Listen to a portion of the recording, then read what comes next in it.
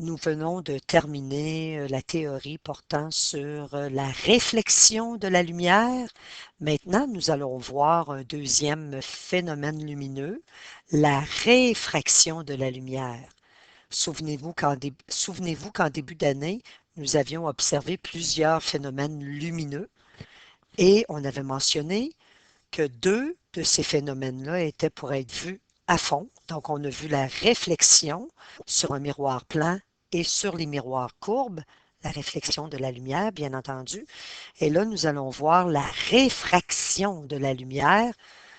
Alors, celle-ci correspondait au changement de direction lorsque la lumière se propage dans des milieux qui sont transparents.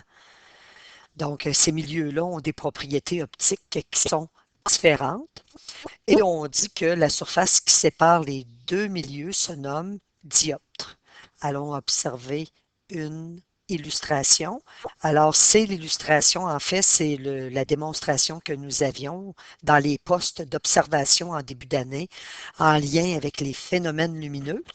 Alors ici, je vais commencer tout de suite à donner un peu de vocabulaire lorsqu'on a un milieu ici, l'air, qui est transparent.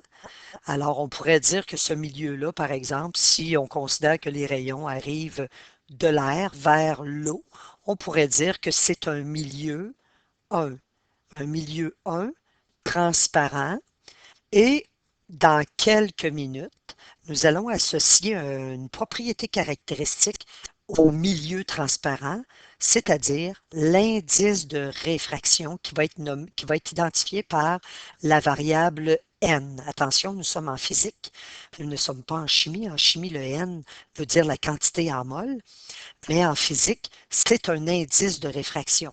On ne le notera pas tout de suite, c'est juste pour commencer tranquillement. Donc, l'indice de réfraction de l'air, on pourrait le noter par exemple N indicé du mot air, mais comme c'est notre premier milieu aussi, on pourrait tout simplement le représenter par N indicé du chiffre 1.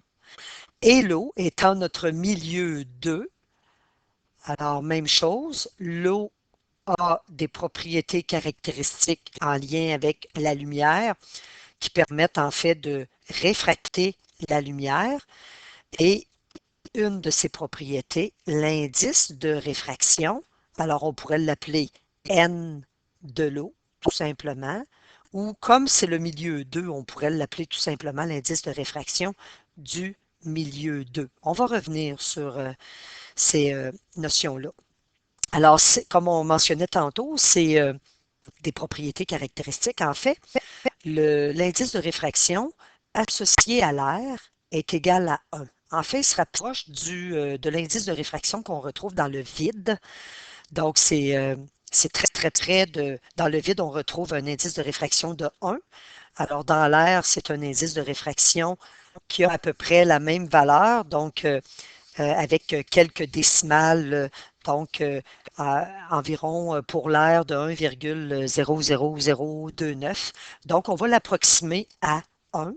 C'est d'ailleurs l'indice de réfraction de l'air, c'est à peu près, c'est un indice qu'on va apprendre par cœur finalement à force de travailler avec, mais on va toujours avoir quand même des tableaux qui vont nous permettre de retrouver certains indices qui sont plus difficiles à retenir, donc de milieux qui sont différents.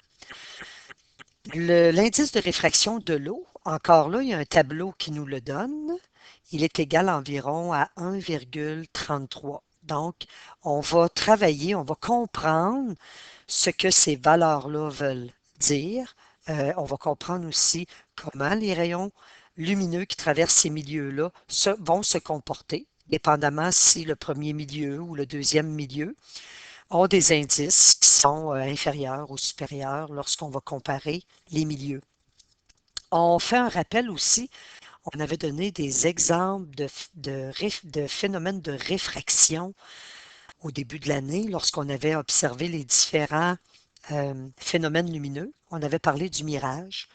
Alors le mirage, bon là ici sur la figure, on voit ici le mirage qui semble être de l'eau, mais c'est une illusion, ce n'est pas de l'eau, c'est un mirage.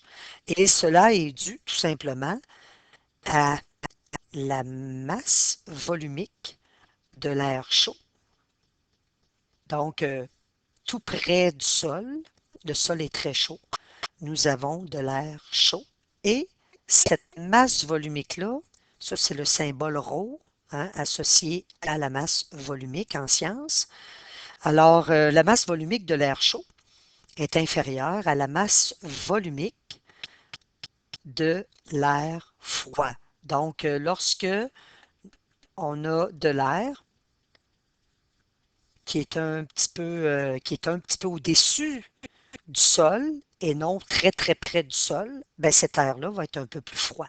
Donc, très très près du sol, on retrouve de l'air qui est chaud et un petit peu au-dessus de cet air chaud-là, on retrouve de l'air qui est froid. Là, mêlez-vous pas avec les systèmes de convection. Là, on sait que l'air chaud va monter, là, mais dans le temps où on retrouve un sol très chaud et de l'air qui se réchauffe, on a quand même une coupure avec l'air froid qui est plus élevé et l'air chaud qui est plus bas. Et ça, les rayons qui traversent ces deux milieux-là, transparents, hein, c'est de l'air, donc c'est transparent, créent en fait le mirage. Donc, c'était tout simplement un indice, pas un indice, mais un exemple qu'on avait vu en début d'année, mais là, on l'explique vraiment avec la réfraction. La réfraction aussi, on va se donner un peu comme la réflexion, on va se donner des, du vocabulaire, en fait. Donc ici, on se souvient, ça c'est, normalement, il n'y aurait pas de flèche ici, c'est tout simplement ma normale que je viens de tracer. Alors, rappelons-nous que pour un miroir plan, nous avions au point d'incidence. Donc, le point ici, c'est encore un point d'incidence. C'est la même chose que pour la réflexion. Donc, nous avons le point d'incidence. Ce point d'incidence-là, ben, vous avez dans ce, voyons, au point de rencontre du point d'incidence et ce rayon-là ici, dans le premier milieu, nous avons le rayon incident. Donc, c'est la même chose finalement, c'est le même vocabulaire que pour la réflexion. Donc, nous avons un rayon incident. Le rayon incident, c'est lui qui va vers le milieu, le deuxième milieu. Donc, ici, nous avons, contrairement à la réflexion, nous avons que le rayon lumineux va passer à travers l'autre milieu. Hein, avec la réflexion, on n'avait pas des rayons qui passaient à travers le miroir. Donc, pour la réfraction, on va avoir un rayon qui va passer à travers les deux milieux. Donc, nous avons un milieu 1 transparent et un milieu 2 transparent. Donc, on peut associer tout de suite leur indice de réfraction de la façon suivante. Donc, ici, on a spécifié que nous avions de l'air. L'indice de réfraction est égal à 1 pour l'air. Ici, on a spécifié que nous avions de l'eau. Donc, l'indice de réfraction du milieu 2 va s'appeler N2. Et dans les tableaux, on peut retrouver les indices de réfraction de plusieurs milieux transparents. Même chose ici, au lieu de mentionner que c'est un rayon, avec les miroirs, on disait un rayon qui était réfléchi. Ici, ce n'est pas de la réflexion que nous avons, c'est de la réfraction, donc un changement de direction de notre rayon lumineux dans un deuxième milieu transparent. Donc ici, il est dans un milieu 1 qui est l'air.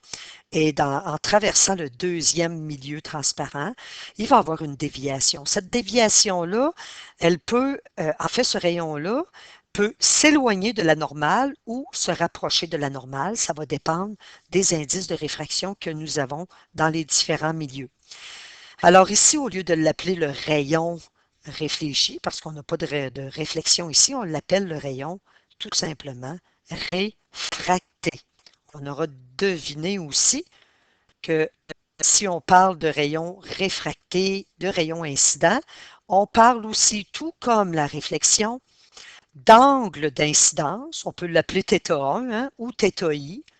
θ1 pour le premier milieu. Donc, on fait attention, ça se mesure comme pour la réflexion, toujours avec la normale et le rayon incident. Pour ce qui est de l'angle dans le θ2 ou l'angle de réfraction, on peut l'écrire comme ça. Alors, il est mesuré à partir de la normale et du rayon réfracté. Donc, c'est les mêmes notions, en fait, que la réflexion, sauf qu'on a vraiment un rayon lumineux qui traverse le milieu au lieu d'être réfléchi par la surface.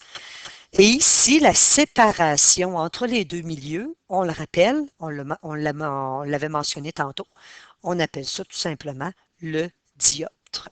Donc, c'est la surface qui sépare les deux milieux, tout simplement. Donc, c'est le dioptre. Alors, on a donné pas mal de vocabulaire. On oriente aussi nos rayons, très important, hein, parce que sinon, si on n'oriente pas les rayons, on ne pourra pas savoir quel est le premier milieu. Et le premier milieu, c'est relatif. Ici, on part du haut vers le bas, mais on pourrait partir un rayon incident de l'eau qui s'en va vers l'air, alors on orienterait les rayons dans l'autre sens. Maintenant, parlons de réfringence, un nouveau mot de vocabulaire. Alors, c'est tout simplement une propriété, la réfringence. C'est la propriété qu'a un milieu de réfracter la lumière. Donc, il y a le milieu transparent a la capacité à réfracter la lumière. En fait, ça je vais le répéter souvent dans ce cours-ci, lorsque on a un milieu qui est réfringent, plus la vitesse de la lumière dans ce milieu-là est petite. Donc, on connaît la vitesse de la lumière, elle est de 3 par 10 à la 8 mètres par seconde. Eh bien, lorsqu'on va avoir un milieu transparent qui est très réfringent, bien, la vitesse de la lumière va être inférieure aux 3 par 10 à la 8 mètres par seconde. Ça peut être 2,78 par exemple, euh, euh, par 10 à la 8 mètres par seconde, donc ça peut être inférieur. On dit qu'il est possible de quantifier la réfringence d'un milieu en calculant son indice de réfraction, donc on va en parler d'ici quelques minutes. Juste avant, je vais étendre la page pour vous montrer le principe lorsqu'on parle de réfringence. Alors, lorsqu'on parle de réfringence, on peut avoir deux possibilités. Donc, je vais dessiner des milieux. Alors, deux possibilités. Je vais faire ceci. Et voilà. On peut avoir, je vais dessiner ma normale au milieu. Hein, la normale est toujours perpendiculaire à la surface, comme pour la réflexion. Donc, la surface, le dioptre, en fait, là, la séparation entre les deux milieux. Alors, ce qui peut se produire en parlant de réfringence, c'est la chose suivante, et ça, c'est très important. On va le répéter souvent, c'est du par cœur, mais on va le comprendre de plus en plus lorsqu'on va parler justement de notion d'indice de réfraction. Alors, on va dessiner un rayon incident.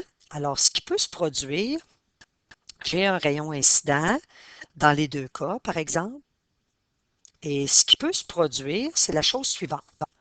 Si nous avons un milieu 1, donc supposons que c'est mon milieu 1, qui a un indice de réfraction qui est égal, par exemple, ben, en fait, je ne mettrai pas de valeur, je vais juste vous dire que c'est un milieu 1 qui a un indice de réfraction qui est égal à N1 et un milieu 2 qui a un indice de réfraction qui est égal à N2.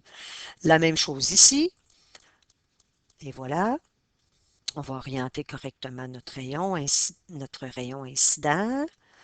Ensuite, bon, supposons que nous avons un θ1, on va l'appeler θ1, ici, et ici aussi, un θ1.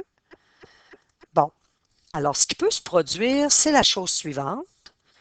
Si nous avons un indice de réfraction dans le milieu 1 qui est supérieur à l'indice de réfraction du milieu 2, ou bien, dans le deuxième cas, si nous avons un indice de réfraction dans le milieu 1 qui est inférieur à l'indice de réfraction dans le milieu 2, le comportement du rayon lumineux va être le suivant. Alors ici, nous allons avoir à ce moment-là un milieu 1 qui est beaucoup réfringent, donc grande réfringence. Et vous allez comprendre dans quelques secondes qu'est-ce que ça veut dire, un milieu qui possède une grande ré... en fait, qui est très réfringent, là, une grande réfringence. Alors, ce que ça veut dire, alors on comprend que le milieu 2, à ce moment-là, va avoir une petite réfringence. Et voilà. Alors, ce que ça fait, c'est au niveau des angles d'incidence et de réfraction. Ce qui va se produire, si notre milieu 1 est plus réfringent que le milieu 2, alors à ce moment-là, dans le milieu 2, lorsque notre rayon va être réfracté, il va s'éloigner de la normale parce que l'indice de réfraction du milieu 2 est inférieur à l'indice de réfraction du milieu 1. Alors, ce que nous allons avoir, c'est un θ2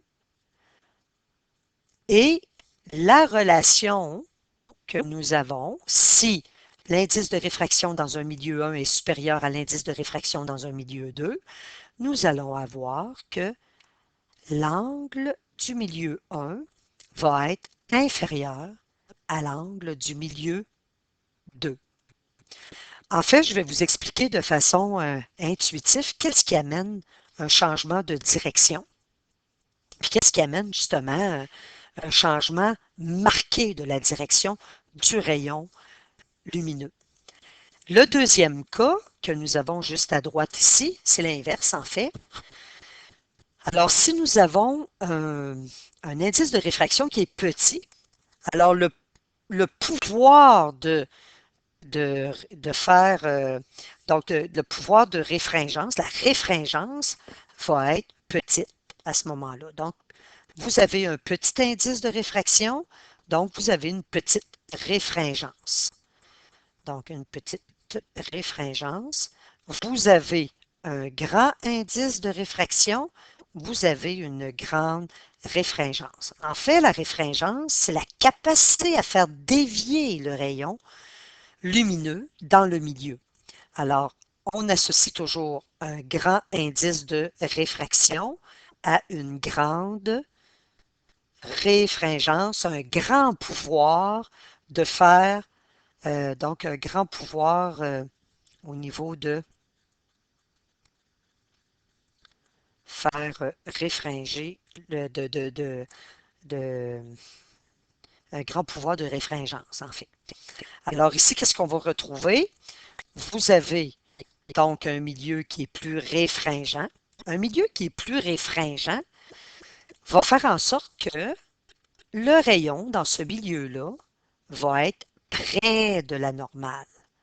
Donc, il y a moins de liberté pour le rayon lumineux. C'est plus difficile pour lui de se propager dans ce milieu-là. Et lorsque c'est difficile pour un rayon lumineux de se propager dans un milieu, alors il se tient très près de la normale. Alors ici, vous avez le θ2, et voilà, donc le θ2. Alors, on va associer que si nous avons un indice de réfraction dans le milieu 1 qui est inférieur à l'indice de réfraction dans le milieu 2, nous aurons par le fait même que l'angle dans le milieu 1 est supérieur à l'angle dans le milieu 2. Montrons une façon intuitive de comprendre le phénomène de déviation des rayons. Alors, si ce n'est pas déjà fait, ça va peut-être arriver à un moment donné. Vous allez suivre vos cours de conduite. Alors, lorsque nous sommes, on va vous expliquer, lorsque nous sommes sur la chaussée, en fait sur l'asphalte, hein, sur l'asphalte, c'est lisse, pardon. Et à côté de l'asphalte, nous avons le gravier, donc la bordure. Nous avons donc le gravier, ici la grenotte, en bon québécois, là. Donc, nous avons le gravier. Et on va vous expliquer dans vos cours de conduite la chose suivante. Lorsque vous êtes en automobile, ça c'est votre automobile, vous vous promenez, ça c'est le cadre de l'automobile. Bon, c'est pas vraiment une belle automobile, mais c'est pas grave. Vous allez comprendre le principe. On va vous expliquer dans vos cours que de ne pas paniquer lorsque vous avez des roues qui vont aller sur le gravier.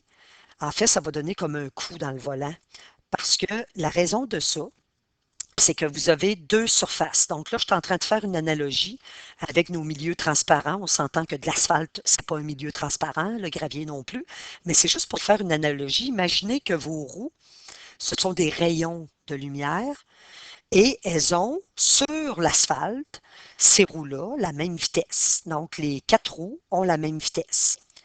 Et lorsque, par exemple, une roue frappe le gravier, alors, pourquoi que ça donne ça tire dans le volant? C'est parce que cette roue-là, ou ces roues qui ont maintenant euh, embarqué sur le gravier, ces roues-là n'auront plus la même vitesse que les deux autres roues qui ne sont pas sur le gravier. Et c'est pour ça que vous avez automatiquement un changement de direction.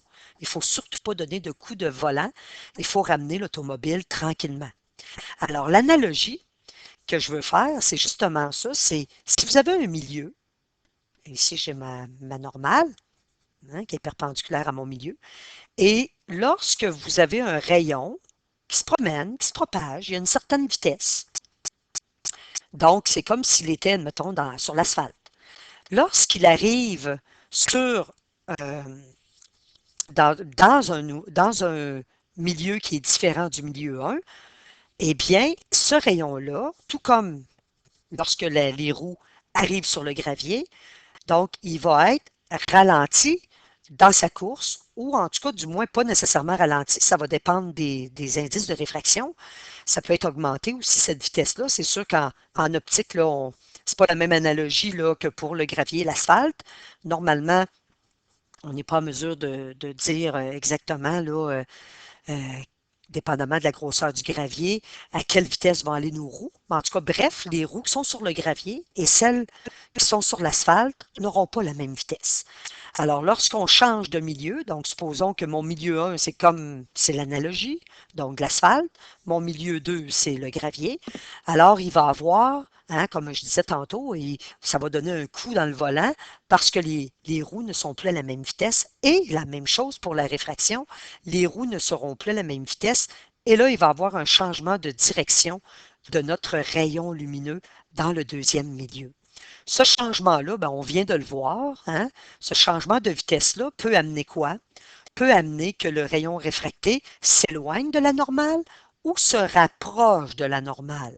Donc, c'était une petite analogie avec le gravier et l'asphalte. On va aller juste lire ici. Alors, on revient au tout début lorsqu'on parlait de réfringence. Alors, on dit plus un milieu, on le répète, plus est réfrain, plus la vitesse de la lumière qui le traverse est faible. Donc, ça diminue la vitesse de la lumière lorsqu'on a un indice de réfraction qui est grand. Donc, on peut le noter. Alors, la lumière va avoir de la difficulté à voyager dans un milieu qui est très, très réfringent, qui a un indice de réfraction très grand. Il est possible de quantifier la réfringence d'un milieu en calculant l'indice de réfraction. On en a parlé tantôt. Bien, là, on l'amène tranquillement. Alors, l'indice de réfraction, c'est la variable petit n. Alors, l'indice de réfraction, on peut le calculer. Vous allez voir que on peut utiliser cette formule ou la loi de Snell-Descartes que nous allons voir dans quelques minutes. Alors, ici, nous avons un indice de réfraction qui est égal à le C, on l'a déjà vu au début de l'année lorsqu'on a parlé des ondes. Donc, c'est la vitesse de la lumière. Donc, les ondes électromagnétiques voyageaient à la vitesse de la lumière. Et la vitesse de la lumière, on vous la donne, cette constante, elle est de 3 par 10 à la 8 mètres par seconde. V, c'est tout simplement la vitesse, mais du rayon lumineux dans le milieu réfringent. Donc, vous avez la vitesse qui est exprimée en mètres par seconde. On va aller faire un exemple. Alors, on vous demande de calculer l'indice de réfraction. Alors, il faut apprendre les variables, hein, c'est le truc en physique, d'être capable d'associer les variables avec les mots qu'on voit dans l'énoncé d'une question. On vous demande l'indice de réfraction. Ah, du diamant. On aurait pu indicer ici le mot diamant. Sa vitesse, au rayon de lumière qui passe dans le diamant, donc c'est le V, c'est pas le C, parce que la vitesse de la lumière, c'est toujours 3 par 10 à la 8 mètres par seconde, mais la vitesse dans le diamant de ce rayon lumineux, on nous la donne, elle est égale à 1,24 par 10 à la 8 mètres par seconde. Alors ici, on ne peut pas faire grand-chose avec juste deux variables, alors il faut penser à aller chercher la vitesse de la lumière lorsque elle est dans le vide, par exemple. Donc, nous avons ceci. Alors, nous prenons notre petite formule qui va nous permettre de trouver donc la formule juste avant qui reliait l'indice de réfraction de la façon suivante avec la vitesse de la lumière et la vitesse du rayon lumineux dans le milieu. Et le diamant va posséder, lorsqu'on va substituer, un indice de réfraction quand même qui est assez élevé, qui va correspondre, dans quelques instants, on va l'avoir. Donc, nous avons trois chiffres significatifs divisés par trois chiffres significatifs. Nous avons des mètres par seconde. Voyez-vous, si on fait le traitement des unités, les mètres par seconde se simplifient. Alors, l'indice de réfraction, il n'y a pas d'unité associée à l'indice de réfraction. Alors ici, nous allons obtenir un indice de réfraction. On va conserver trois chiffres significatifs de 2,42. Donc, le diamant a un pouvoir réfringent, là, donc assez élevé. Ce qui veut dire qu'un rayon lumineux qui voyage, par exemple, de l'air, supposons que j'ai un milieu air, oups, pardon, pas la surface, là. Donc, d'un milieu air à un milieu qui est diamant. Alors, le comportement du rayon va être le suivant. Donc, si je trace ma normale, je fais ça à main levée, là, et perpendiculaire à ma surface qui sépare les deux milieux. Alors, si j'ai un diamant, donc supposons que nous avons un angle d'incidence θ1, on va retrouver ce rayon-là dans le diamant, étant donné que le diamant a un pouvoir de réfringence très élevé, de 2,42, hein, comparé à l'air qui est égal à 1. Hein, le diamant, lui, c'est 2,42, son indice de réfraction. Alors, le rayon lumineux, ce qu'il va faire, il va avoir de la difficulté à voyager. Sa vitesse, ça va être très faible. Il va avoir de la difficulté à voyager dans le diamant. Alors, il a de la difficulté, lorsque sa vitesse diminue, il se rapproche, le rayon réfracté se rapproche de la normale. Alors, on peut faire un petit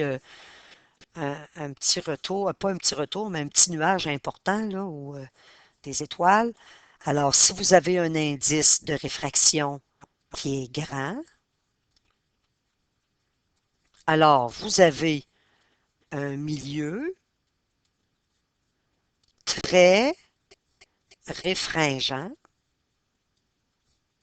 Et à ce moment-là, si vous avez un milieu très réfringent, vous allez retrouver dans ce milieu-là une vitesse du rayon lumineux qui est petite, donc une vitesse, donc ça implique que la vitesse du rayon est faible, donc la vitesse du rayon lumineux, on s'entend que c'est un rayon lumineux, là, est faible, et aussi, on va avoir que le rayon va se rapprocher de la normale. Donc, le rayon, on peut l'écrire, le rayon est près de la normale. Donc, ça, c'est lorsque nous avons un milieu très réfringent, un milieu qui a un indice de réfraction qui est grand. Donc, vous allez avoir, on va écrire l'abréviation de normale, c'est un grand N, donc près de la normale. Et à l'inverse, si vous avez, très important, un indice de réfraction qui est petit, à ce moment-là, c'est tout inversé, là.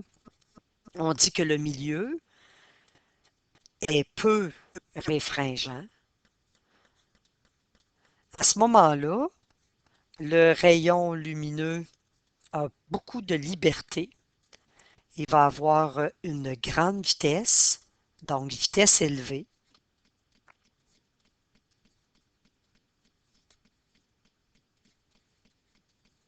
Et par le fait même, le rayon, dans ce milieu-là, s'éloigne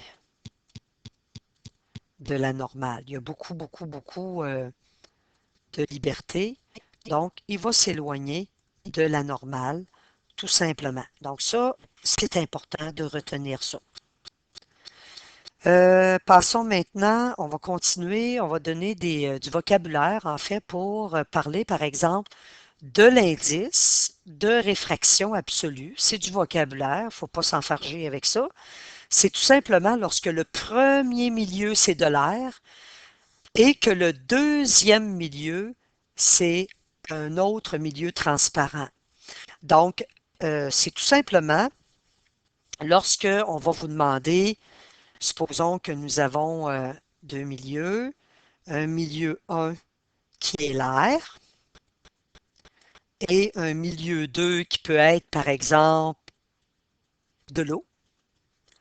Alors, si on vous demande de trouver l'indice de réfraction, on va parler d'indice de réfraction absolue parce que le milieu 1, c'est de l'air. Donc, on va voir une formule tantôt qui va nous permettre de calculer des indices ou même des angles. Alors, si nous avons comme premier milieu l'air, alors on parle d'un indice de réfraction absolue. En fait, on va avoir à trouver l'indice du deuxième milieu parce que l'air est associé à un indice de réfraction qui est égal à 1. Alors, l'indice de réfraction absolue, c'est juste que dans l'énoncé d'une question, si on voit calculer l'indice de réfraction absolue dans un milieu haut de l'eau ou du verre, ben, ça sous-entend que le premier milieu, c'est l'air, tout simplement. C'est une façon de vous dire que le premier milieu, c'est de l'air. Si on avait comme premier milieu du verre et comme deuxième milieu de l'eau, on ne pourrait pas parler d'indice de réfraction absolue. On parlerait d'indices de réfraction tout simplement qui sont différents dans les deux milieux. Donc, c'est tout simplement du vocabulaire. Donc, si on vous demande de trouver un indice de réfraction absolue, ça veut tout simplement dire que le premier milieu, c'est de l'air. Donc, c'est juste du vocabulaire. Maintenant, on dit plus l'indice de réfraction d'un milieu transparent est élevé, plus la vitesse de la lumière qui traverse ce milieu est petite. Donc, on l'a écrit tantôt. On va le répéter souvent. Et à l'inverse, plus l'indice de réfraction d'un milieu est grand, ben plus la vitesse de la lumière qui va traverser ce milieu-là va être plus l'indice de réfraction d'un milieu est élevé. OK. Donc, excusez, là, plus l'indice de réfraction d'un milieu est petit, OK? Donc, s'il est petit, alors ça va être l'inverse. La vitesse de la lumière dans ce milieu-là va être élevée. Alors, continuons maintenant avec un exemple.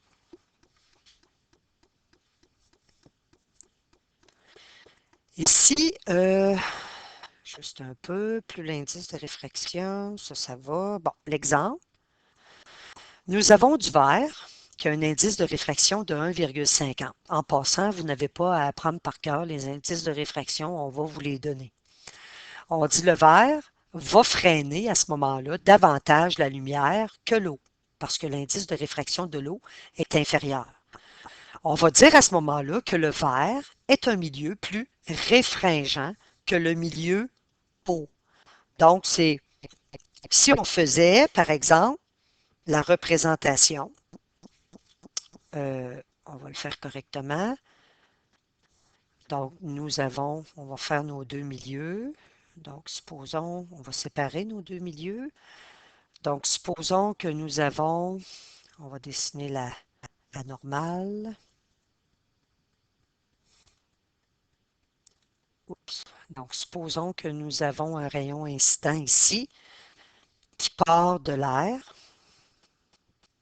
Donc, j'ai comme premier milieu de l'air.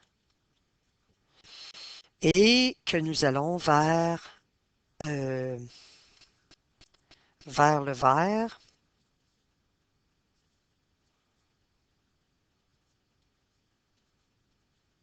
Bon, là, j'aurais pu prendre le vert et l'eau, là. Je vais recommencer, je m'excuse, là. Donc, je vais prendre, tiens, le vert et l'eau. C'est juste pour illustrer, je m'excuse. Alors, supposons qu'on prend le vert. C'est relatif, j'aurais pu mettre l'eau aussi. Et nous avons l'eau. Et ici, je vais faire la même chose, mais je vais inverser mes milieux. Donc, on a un milieu, supposons, qui est eau, et ici, le verre, la vitre. Il y a différents types de vitres. Donc, dans les tableaux, on va pouvoir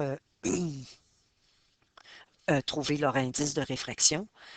Alors ici, ce qui va se produire, donc avec ce qu'on vient de donner comme exemple, je vais le faire, je vais l'illustrer. En fait, ce n'est pas une question où on doit trouver une réponse, c'est juste pour illustrer et on va répéter souvent. Alors, si j'ai un milieu vert d'indice de réfraction qui est égal à 1,50 et un milieu haut avec un indice de réfraction qui est égal à 1,33, alors ce qui va se produire, comme nous avons un milieu d'indice 1 qui est supérieur à un milieu d'indice de réfraction 2 qui est inférieur, alors ici, le rayon qui va traverser le milieu va avoir plus de liberté dans l'eau parce que c'est moins réfringent, le milieu 2 est moins réfringent. Et à ce moment-là, le rayon réfracté, je vais exagérer, va s'éloigner de la normale. Ça, on va en parler souvent, toujours faire cette association-là. Nous allons donc retrouver ce que nous avons écrit tantôt, mais là, on répète, hein? C'est une façon d'apprendre.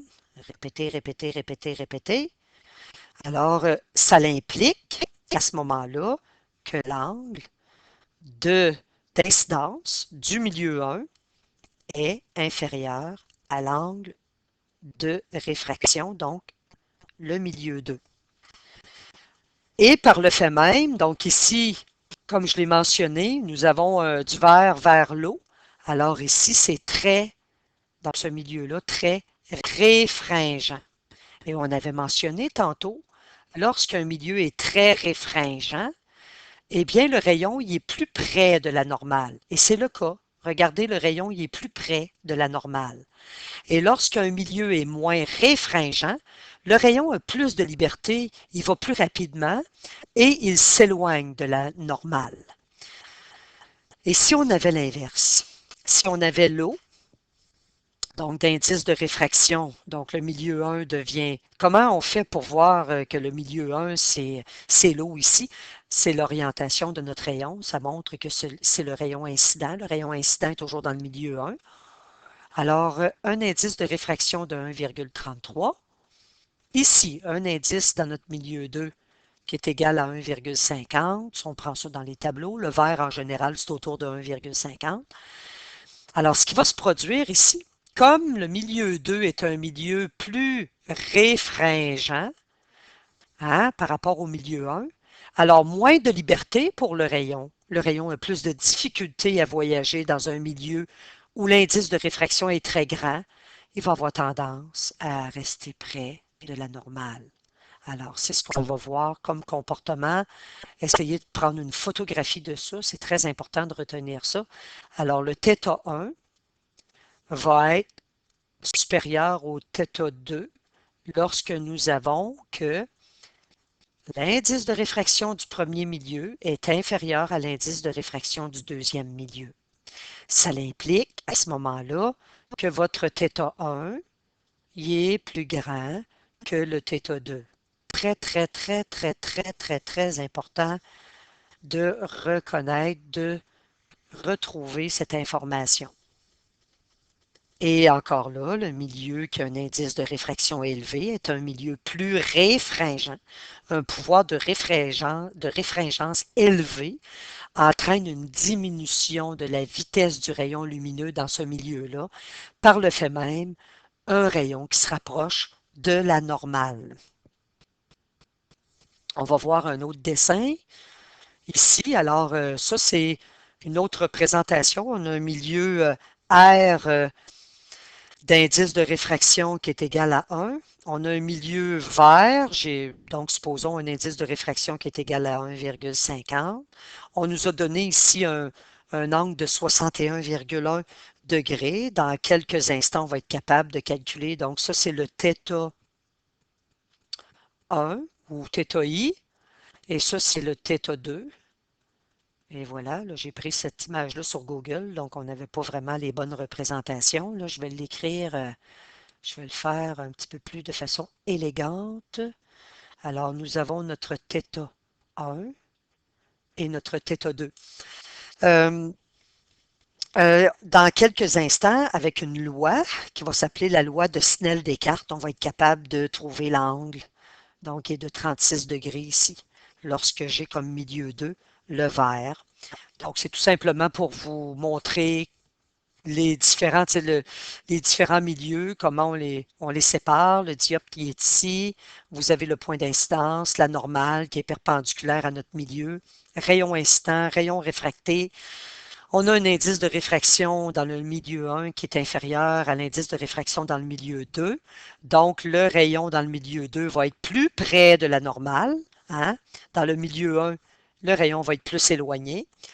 Lorsque le rayon est plus près de la normale, c'est parce que sa vitesse est petite. Donc, c'est un milieu qui est très réfringent. On continue. C'est un tableau que l'on retrouve dans beaucoup de manuels qui nous donne des indices de réfraction de différents milieux. Dans le vide, ça correspond à 1, mais en fait, dans l'air, l'indice de réfraction de l'air, on va l'arrondir à 1. Donc, ça se rapproche de l'indice de réfraction que nous avons dans le vide. Ensuite, on peut voir dans le tableau, hein, ce sont des propriétés caractéristiques en fait, parce qu'on peut identifier une substance. Si on vous demandait, par exemple, on vous donnait du verre et qu'on vous demandait d'identifier quelle substance, donc supposons qu'on ne sait pas c'est quoi du verre, mais qu'on vous demandait d'identifier la substance, alors on pourrait en laboratoire, c'est ce qu'on va voir aussi en laboratoire, comment calculer des indices de réfraction. On va pouvoir manipuler.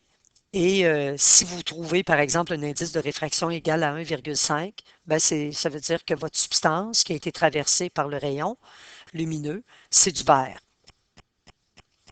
On a différents types de verre, par contre. Le verre Crown a un indice de réfraction de 1,52, le plexiglas 1,51. Apprenez pas ces valeurs-là par cœur. On voit le diamant qu'on a calculé tantôt. Hein? On l'avait calculé avec la vitesse de la lumière divisée par la vitesse du rayon dans le milieu diamant. Mais aussi, on va apprendre avec une autre formule comment les calculer.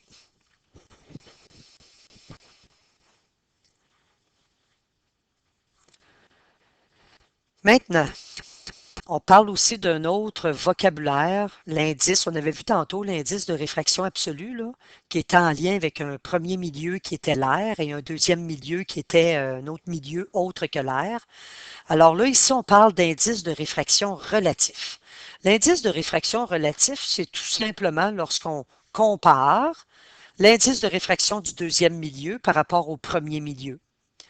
Alors, le milieu 1 et le milieu 2 sont différents du milieu R à ce moment-là. Donc, lorsqu'on parle de réfraction, d'indice de réfraction relatif, nous n'avons pas de milieu R. Donc, ça, c'est tout simplement du vocabulaire. Ben, écoute, on l'apprend par cœur. Là. Donc, si vous voulez une représentation de ça, je peux donner un petit exemple facile à main levée. Vous avez la normale. Alors, on pourrait parler d'indice de réfraction relatif. Si, par exemple, on avait un milieu 1 qui est le vert et un milieu 2 qui est l'eau. Donc, à ce moment-là, c'est pas compliqué. On va vous donner tout ce dont vous avez besoin pour calculer l'indice de réfraction relatif. On va vous donner sûrement des indices de réfraction, mais on peut passer aussi avec les angles et calculer un indice qui nous manque. On va voir ça avec la loi de Snell-Descartes. Alors, un exemple avant tout. On dit qu'un rayon passe de l'eau au vert, puis refait le trajet inverse. On a deux situations, on va les illustrer tranquillement. Alors, on va les illustrer de la façon suivante. Nous allons avoir, je vais placer, tiens, dans les deux cas, la normale qui est perpendiculaire au milieu. Et voilà. Là, les milieux sont à l'horizontale, mais on peut les retrouver aussi à la verticale sans problème. Nous avons un rayon incident. Ici aussi, un rayon incident. Alors, tout simplement, si on nous pose comme question, on a un rayon qui passe de l'eau au vert, puis refait le trajet inverse. Donc, l'eau au vert. Et fait le trajet inverse, on pourrait le voir à l'envers, sans problème, mais on peut inverser tout simplement là, et écrire ça comme ça. Alors, les possibilités que nous allons rencontrer ici, de l'eau vers le vert, nous allons donc avoir un rapprochement du rayon réfracté. Pourquoi? Parce que nous avons un milieu qui est d'indice de réfraction. Vous pouvez aller voir dans le tableau. Pour l'eau, c'est 1,33. Vers un indice de réfraction, lorsqu'on ne mentionne pas la sorte de verre, on va prendre 1,50. Alors ici, on voit que c'est plus réfringent. Et là, on nous demande de calculer l'indice de réfraction relatif. Alors, on pose notre problème, notre formule. Alors, c'est l'indice qui passe du milieu 1 vers le milieu 2. C'est égal à N2 sur N1. Et lorsqu'on va substituer, donc 1,50 divisé par 1,33, ça va nous donner un indice de réfraction relatif qui est égal à 1,13. Et qu'est-ce que ça nous donne comme information? En fait, si vous avez un indice de réfraction relatif là, qui est supérieur à 1, ça veut dire que le milieu 2 est plus réfringent. Donc, c'est bien d'illustrer la situation avec le dessin que j'ai fait tantôt. Parce qu'effectivement, si on regarde le milieu 2, le rayon réfracté se rapproche de la normale.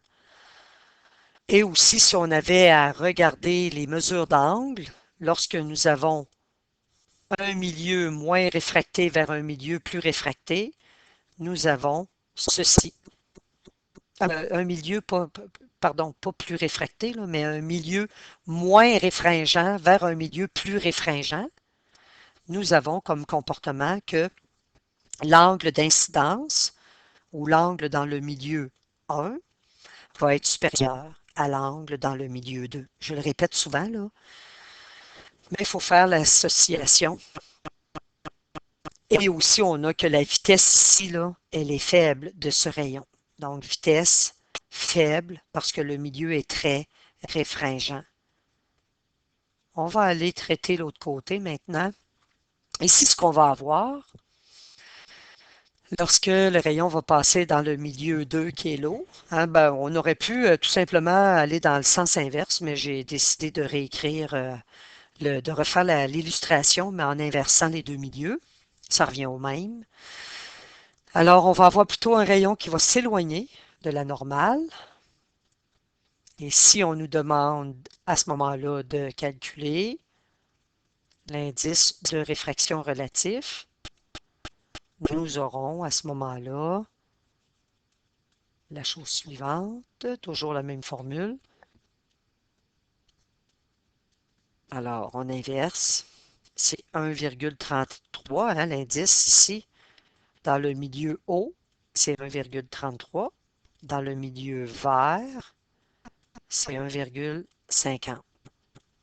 Alors ici, on va avoir à ce moment-là 1,33 divisé par 1,50. Trois chiffres significatifs, trois chiffres significatifs. On va donc en garder trois.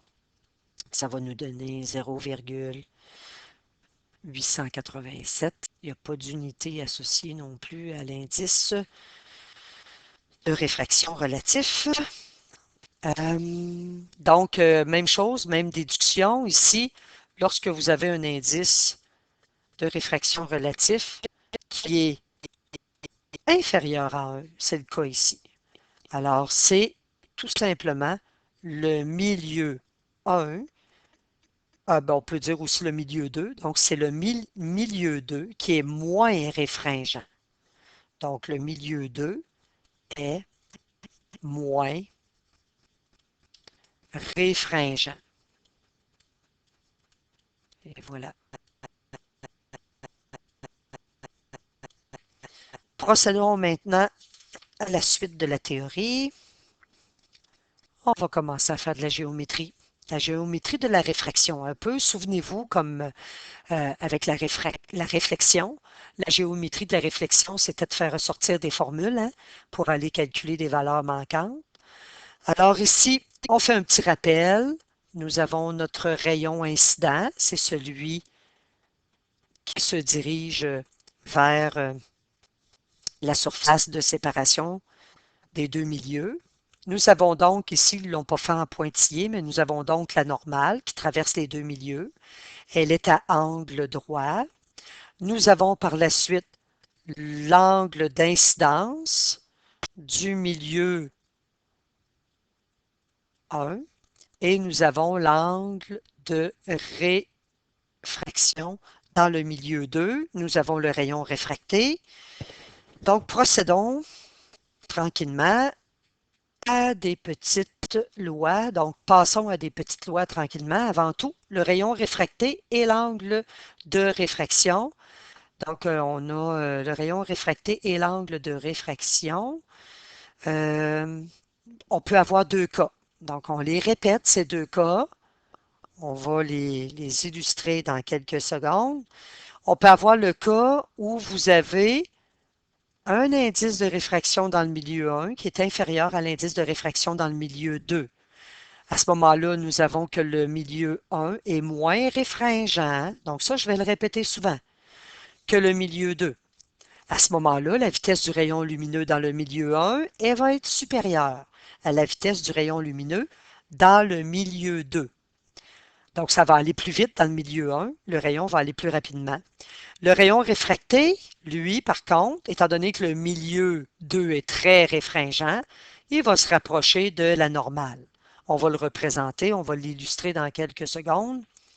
Le deuxième cas, attention, dans votre document que je vous ai remis en classe, c'est marqué K1, donc c'était K2 que je voulais donner. C'est lorsque vous avez l'indice de réfraction du milieu 1 qui est supérieur cette fois-ci à l'indice de réfraction du milieu 2. Alors, on va dire que le milieu 1, à ce moment-là, il est plus réfringent que le milieu 2. Ça veut dire que dans le milieu 1, un rayon lumineux qui va voyager, il va voyager à faible vitesse. Et à ce moment-là, ne pas oublier aussi que le rayon réfracté s'éloigne de la normale lorsque nous avons un indice de réfraction dans le milieu 2 qui est inférieur. Donc, le rayon réfracté dans ce milieu-là va s'éloigner de la normale. On va montrer de nouveau la situation. Alors, on avait la première situation. Si vous aimez mieux l'écrire comme ça, mais c'est la même chose que ce qu'on retrouve ici. Nous avons notre θ 1 ou θ I. Nous avons notre θ R ou notre θ 2. Nous avons que notre θ 1 à ce moment-là va être supérieur à notre θ 2.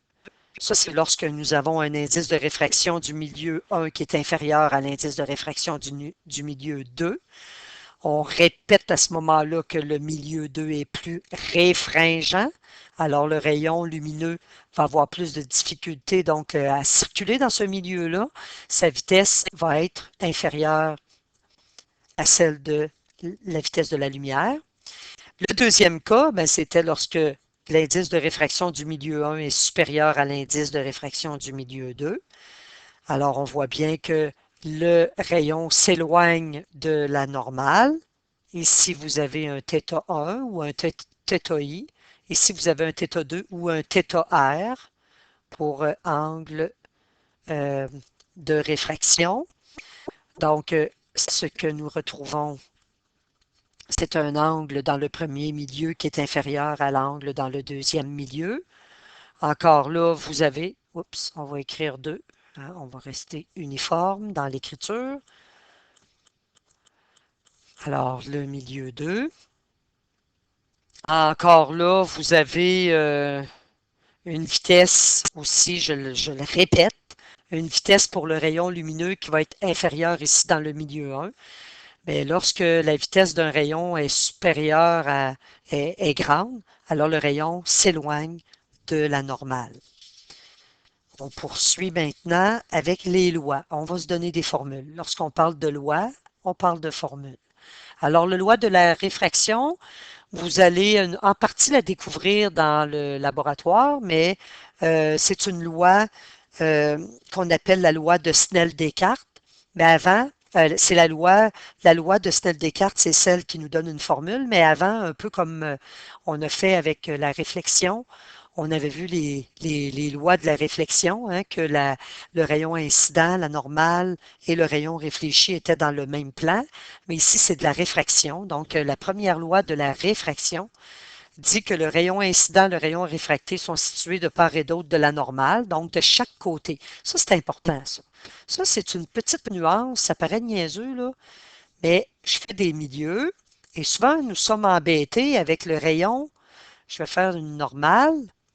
Si on vous donne un rayon, par exemple, qui est incident, mais que je pars ici, là, je le pars là.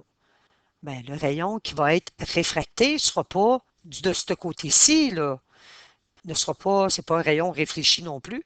Il va se retrouver par rapport à notre normale, hein, la normale, elle est ici. Donc, ça, c'est notre rayon incident. Bien, le rayon réfléchi peut pas être réfléchi, pardon, le rayon réfracté ne peut pas être réfracté de ce côté-ci. Il peut juste être réfracté de l'autre côté de la normale ici. Donc, ici, le rayon, oups, pardon, on va l'effacer. Donc, c'est pour ça que je voulais faire. On va le faire disparaître, n'est-ce pas? Bon, on va le supprimer. Alors, ce que je voulais dire, c'est que le rayon ici, nous avons un rayon qui va être, je vais juste remonter quelques secondes. Donc, on dit dans les lois là, que la première loi, c'est que stipule que le rayon incident et le rayon réfracté sont situés de part et d'autre, donc de la normale. Nous avons la normale qui est ici. Alors, si j'ai un rayon incident dans mon premier milieu qui est à droite de la normale, alors dans le deuxième milieu, donc le rayon réfracté, ben lui va être à gauche de la normale. Comprenez-vous, là? Donc, je ne mets pas ça du même côté de la normale. Je ne vais pas aller faire quelque chose comme ça ici, là. OK, donc je vais l'effacer. Donc, c'est ce que ça dit tout simplement. Et aussi, les trois appartiennent au même plan, mais ça, je ne répéterai pas. Là, je l'avais fait avec la réflexion lorsque nous avons des rayons qui sont dans le même plan, en quoi ça consistait. Ensuite, la seconde loi, en fait, elle stipule que le rapport entre le sinus de l'angle d'incidence et le sinus de l'angle de réfraction, ben, ça donne une constante. On va aller le voir. Alors, c'est ça que ça dit. Lorsque vous faites le sinus de votre angle dans le milieu 1, divisé par le sinus de votre angle dans le milieu 2, ça donne une constante. Et là, ce que Snell et Descartes, en fait, c'est Snell et Descartes qui ont travaillé sur cette loi-là. Alors, ce que ça donne, cette constante-là, elle est égale aussi à N2 sur N1, mais vous n'avez pas besoin de retenir ça. Ce qu'on a à retenir, finalement, puis on la donne sur la feuille de formule, c'est la loi de Snell-Descartes. Alors, ça nous permet de faire quoi? C'est l'égalité. Je vais vous l'expliquer. Regardez, si on amène les sinus d'un côté, donc on isole les sinus, supposons du côté gauche de l'égalité, ça nous donne ceci. Et si on amène de l'autre côté les indices de réfraction, et voilà, et c'est égal à une constante, donc c'est pour ça qu'on pouvait faire l'égalité, la constante est la même, on pouvait faire l'égalité. Alors nous allons utiliser la loi de Snell-Descartes. avec un exemple. On va l'illustrer. L'exemple n'était pas complet. En fait, l'exemple, on aurait eu l'angle ici. Donc, descendez un petit peu plus bas, vous allez voir le schéma. On aurait eu déjà un angle d'incidence de 30, un angle de réfraction de 24, et on aurait eu l'air ici, donc comme milieu 1, avec un indice de réfraction qui est égal à 1. Ça, vous le prenez dans le tableau ou vous l'apprenez par cœur, cet indice-là. Là. Et nous avons un milieu inconnu. Et la question, on va aller la lire. Donc, nous avons un milieu inconnu. C'est parce que je manquais de... En fait, je n'ai pas trouvé le schéma qui allait avec l'exemple. Alors, c'est pour ça qu'on ajoute les valeurs. On dit dans la figure ci-dessous, on voit la trajectoire d'un rayon entrant dans un milieu transparent dont l'indice de réfraction est inconnu. Calculer cet indice-là. Ça va nous permettre d'identifier la substance. Alors, nous avons comme mise en situation ce dessin avec ces mesures. Alors, on va faire comme on fait en chimie, en physique. On va poser notre problème. On connaît l'angle d'incidence, l'angle dans le milieu 1 qui est 30 degrés. Nous connaissons l'indice de réfraction du milieu 1 qui est 1. Nous connaissons l'angle de réfraction dans le milieu 2 qui est de 24 degrés et on nous demande de calculer l'indice de réfraction du milieu 2. Alors, on fait appel, on pose notre problème et on fait appel à la loi de Snell-Descartes. Je vais me positionner ici. Alors, qui dit que l'indice de réfraction multiplié par le sinus de l'angle dans le milieu 1 est égal à l'indice de réfraction du milieu 2 multiplié par le sinus de l'angle du milieu 2. Alors, on veut trouver quoi? On veut trouver le N2. Alors, on va isoler. Ça nous donne tout simplement N1 fois le sinus de θ1 divisé par sinus de θ2. Je vais vous le répéter souvent dans l'année. Mettez votre calculatrice en degrés lorsque vous effectuez les calculs en physique. Alors, nous allons substituer notre milieu 1, c'était 1, fois le sinus de 30. En fait, je vais garder, j'ai deux chiffres significatifs pour le 30, j'ai deux chiffres significatifs pour le 24. Le 1 étant considéré comme étant un nombre illimité, c'est une constante, c'est un indice de réfraction associé à l'air. Alors, on va le considérer comme étant une constante. Alors, dans notre milieu 2, l'angle était égal à 24 degrés. Lorsque vous allez calculer l'indice de réfraction, nous allons obtenir une valeur, c'est jamais grand là, des indices de réfraction, qui est égale à 1,2. Il n'y a pas d'unité associée à ça. Alors, ça nous dit la chose suivante, hein, si on va placer, si nous allons placer dans le dessin, on a trouvé 1,2. Alors ici, N2, c'est 1,2. Alors, on voit que le milieu 2 est plus réfringent que le milieu 1 et c'est pour ça que le rayon qui est réfracté est plus près de la normale. Hein, nous avons notre normale et voilà. Donc, ça nous montre un exemple de comment utiliser la loi de Snell-Descartes. Maintenant, on va travailler encore avec la loi de Snell-Descartes, mais juste avant, on va terminer, on va faire un autre exemple. Alors, on vous dit qu'une lumière jaune passe de l'eau au vert crown. Donc, c'est le vert crown qu'on a. On peut faire la représentation. Donc, on fait un dessin à main levée. On va représenter. On prend le temps de le faire parce que souvent, on fait des erreurs là, impardonnables qui vont nous faire perdre des points. Donc, nous avons la normale. Ensuite, un rayon incident qui pénètre le vert crown sous un angle d'incidence. Il passe, en fait, le rayon, on l'a mentionné, de l'eau au vert. Alors, le milieu 1, nous avons un angle de 35 degrés. Et notre milieu 1, c'est l'eau. Donc, son indice de réfraction, c'est 1,33, hein, c'est l'eau. Et le deuxième milieu, c'est le verre, avec un indice de réfraction, si vous allez dans votre tableau, qui est égal à 1,52. Alors, la question ici, c'est de calculer l'angle ici de réfraction. Comme le milieu 2 est plus réfringent, hein, vous avez un angle, pas un angle, mais un indice de réfraction qui est supérieur dans le milieu 2 que celui qu'on retrouve dans le milieu 1. Alors, quel sera le comportement de votre rayon lumineux? Est-ce qu'il va s'éloigner de la normale ou il va se rapprocher? Comme le milieu est plus réfringent, il va se rapprocher. Alors, ce qu'on veut connaître, en fait, c'est le rayon, pas le rayon, mais l'angle ici. Donc, le θr ou le θ2 que nous voulons trouver. Alors, posons notre problème.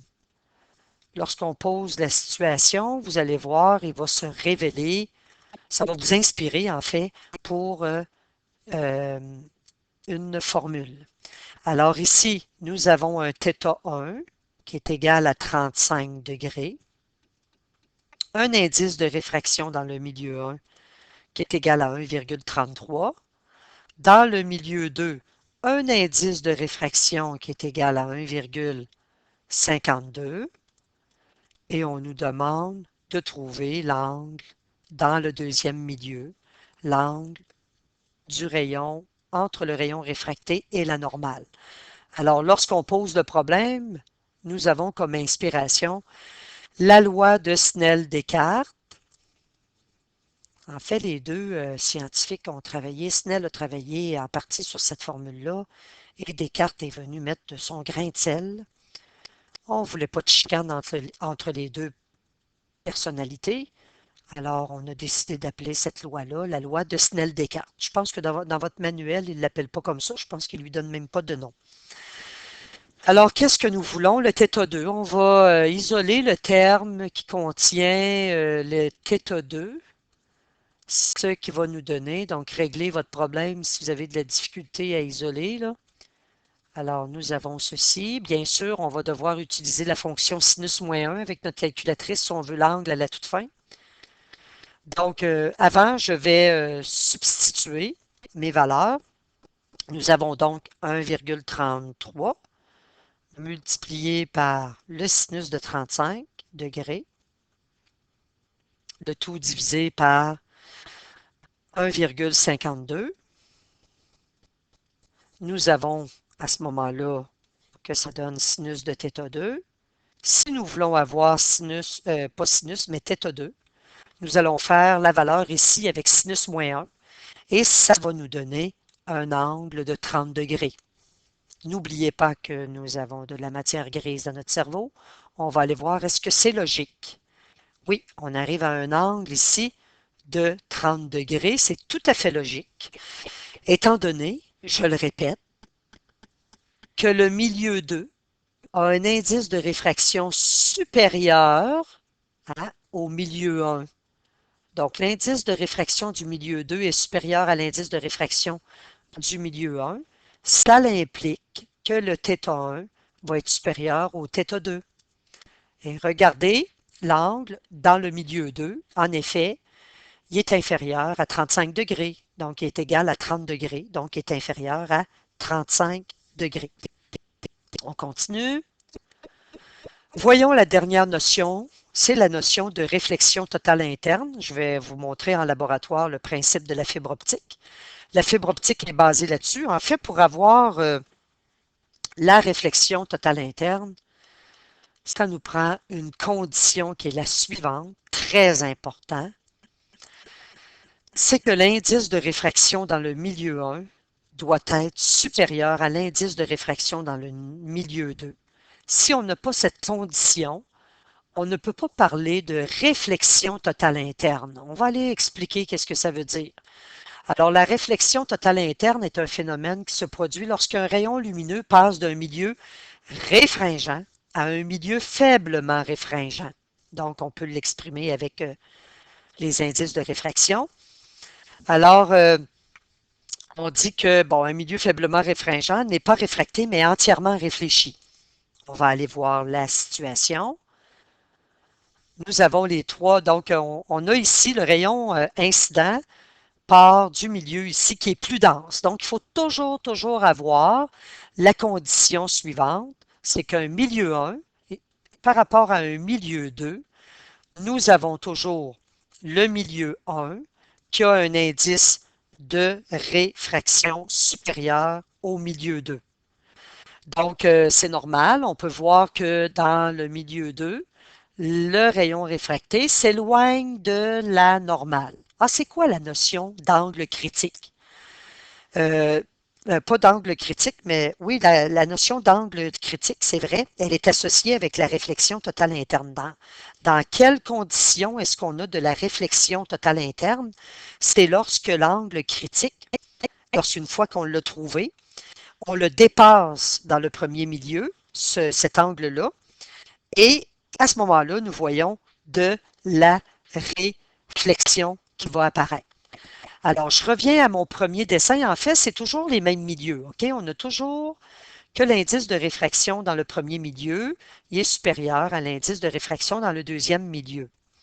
Alors, ce que nous allons avoir, c'est plus de liberté pour notre rayon réfracté dans le deuxième milieu et donc il s'éloigne de la normale.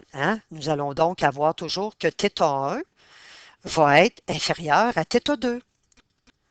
Dans toutes les conditions ici aussi, on a un θ1 qui va être inférieur à θ2. Mais plus, donc ici on a même la valeur, on va aller la voir. Là. Alors, qu'est-ce que ça dit? La réflexion totale interne, elle va être atteinte à quel, on va l'atteindre à quel moment? Alors, il existe un angle dans notre premier milieu que nous allons appeler l'angle critique. Alors, l'angle critique, c'est le θc. Ça veut dire quoi? Ça veut dire l'angle dans notre premier milieu qui va faire en sorte que le rayon réfracté va être réfracté à 90 degrés. Donc, c'est ça la notion d'angle critique. Et ça va nous amener tranquillement à la réflexion totale interne. Alors, cet angle critique-là, au début, lorsqu'on ne l'a pas atteint, l'angle critique, nous avons de la réfraction. Mais lorsqu'on atteint cet angle critique-là, nous avons une réfraction, mais à 90 degrés. Et si on augmente l'angle dans le premier milieu, donc si on augmente l'angle d'incidence, comme on le fait ici, dans la troisième situation, c'est toujours le même milieu. Là. Le milieu 1, c'est celui-ci. Le milieu 2, c'est lui. Alors, lorsque on a un angle d'incidence qui est supérieur à l'angle critique. L'angle critique, c'est en fait lorsque nous avons un rayon réfracté qui forme avec la normale un angle de 90 degrés. Donc, à ce moment-là, on associe le θc à un θr qui est égal à 90 degrés. Lorsqu'on dépasse cet angle-là critique, c'est à ce moment-là que nous n'avons plus de réfraction, mais bien de la réflexion totale interne. Totale à l'interne, donc à l'intérieur du premier milieu. En fait, on emprisonne le rayon lumineux. Mais, je le répète, pour emprisonner un rayon lumineux, il faut avoir un milieu 1 qui est plus réfringent que le milieu 2 et il faut dépasser l'angle critique. Il faut que dans le milieu 1, la valeur de l'angle soit supérieure à celle de l'angle critique. C'est le principe de la fibre optique. Alors, lorsqu'on dit que l'information dans la fibre optique, ici j'ai une fibre optique, en fait c'est un fil mais en verre. Alors, il est fait de verre. Alors, lorsqu'on dit que l'information dans la fibre optique voyage à la vitesse de la lumière, ben c'est vrai. On emprisonne un rayon lumineux dans une fibre optique. Et pourquoi on emprisonne? C'est parce que les rayons, donc nous avons un milieu qui est le vert, qui est plus réfringent que le milieu R, par exemple. Et nous avons donc la réflexion totale interne qui se fait à l'intérieur de notre fibre optique. On continue avec la notion d'angle critique. Donc ici, je vais tout simplement faire une petite démonstration pour trouver la formule pour le calculer, cet angle critique-là. En fait, je pense qu'il n'y avait pas, est-ce qu'il y avait dans le manuel un petit exemple? On va aller voir. Oui, on va le faire tantôt. Alors, l'angle critique, on le rappelle, ça nous prend comme condition très importante que le milieu 1 est plus réfringent que le milieu 2. Ça veut dire un indice de réfraction qui est supérieur dans le milieu 1 à l'indice de réfraction qu'on retrouve dans le milieu 2. On l'a répété souvent, là. Donc c'est à apprendre par cœur. À ce moment-là, il existe un angle que nous allons appeler l'angle critique, qui fait en sorte que le rayon réfracté est à 90 degrés par rapport à la normale. Cet angle critique-là, si nous le dépassons, nous allons avoir de la réflexion totale interne et c'est la loi de la réflexion qui va s'appliquer. Je reviens à mon schéma d'en haut, ici. À ce moment-là, l'angle qu'on retrouve ici et l'angle qu'on retrouve ici, c'est le même. La normale, elle est ici, donc c'est la loi de la réflexion qui va s'appliquer. On revient à notre dessin. Alors, si on fait un peu de mathématiques avec la loi de Snell-Descartes, si on fait une petite démonstration, vous allez voir, en fait, l'angle critique est toujours dans le milieu 1. Comment est-ce qu'on peut arriver à le calculer? Mais en fait, l'angle critique, c'est celui qui est dans le milieu 1. Donc, θ1 va devenir θc, tout simplement. Vous avez dans le milieu 2, à ce moment-là, que l'angle est à 90 degrés. Et on sait qu'à 90 degrés, le sinus est égal à 1. Alors, l'angle critique, si on calcule le tout, donc l'angle critique, donc le sinus de θc, va tout simplement être égal à N2 sur N1. Alors, si vous voulez votre θc, on va faire notre sinus à la moins 1 des deux côtés et vous allez avoir votre θc automatiquement. Alors, donc avec sinus à la moins 1 des deux côtés, vous pourrez le faire. On va aller faire un exemple. L'exemple, on nous demande de calculer l'angle critique pour le dioptre OR. Là, il ne faut pas se poser des questions, là, à savoir quel est le premier milieu, quel est le deuxième milieu. Le premier milieu va être le plus donc le premier milieu va être le plus réfringent. On va aller tracer la situation. Ça, c'est ma normale. Alors, on vient de dire que le premier milieu est toujours plus réfringent. Donc, c'est lui qui a l'indice de réfraction le plus élevé. Alors, entre l'eau et l'air, si nous allons voir dans nos annexes ou dans notre tableau, nous allons voir que l'eau a un indice de réfraction plus élevé. Alors, on va retrouver, on va effacer ça. Même chose ici. Bon, je ne sais pas si je vais être capable de l'enlever, mais il est tellement petit.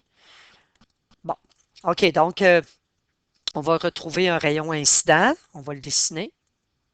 Comme on nous demande de calculer l'angle critique du dioptre OR, à ce moment-là, ton premier milieu, c'est celui qui a un indice de réfraction le plus élevé. Alors, ça va être le milieu O avec son indice de réfraction qui est égal à 1,33.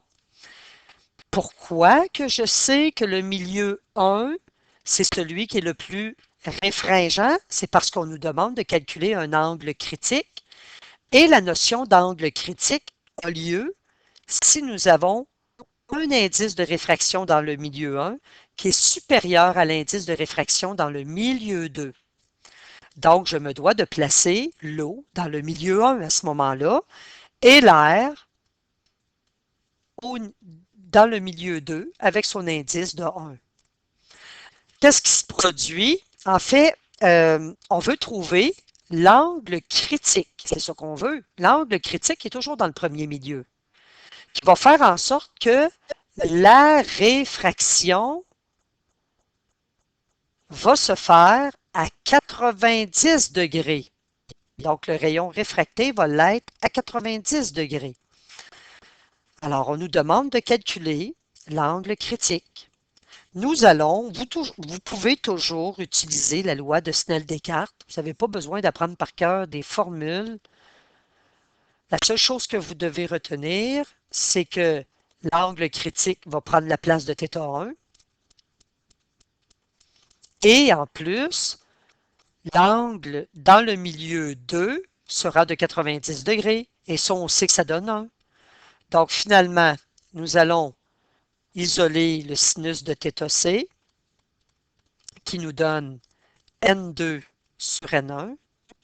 Et dans les examens, on peut procéder à la substitution. On va substituer.